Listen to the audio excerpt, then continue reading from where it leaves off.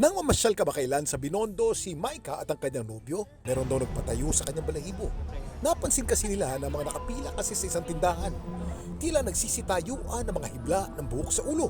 This happened around July 6. Then habang nakapila kami doon, nagulat ako kasi nagtatayuan na yung mga buhok ng mga tao.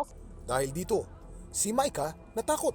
At first, natatawa pa ako nun kasi first time ko makakita ng gano'n. So, naalala ko na once daw na tumayo daw yung buhok mo, there might be a possibility na makidlatan.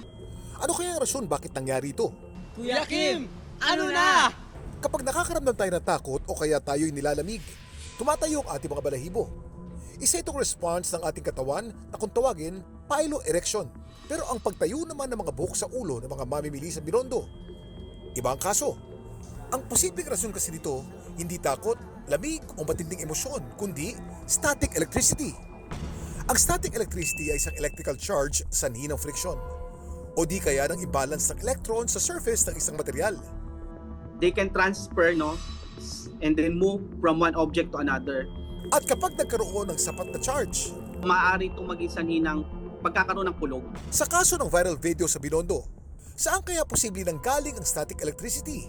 Kung obserbahan natin yung sa Binondo, basa so malamang kakatapos lang ng ulan, yung clouds, yung clouds natin, pag nag-collide yung mga particles, usually nagkukos ng electrically charged. Possibly after the rain, very condensed yung accumulation ng clouds na electrically charged.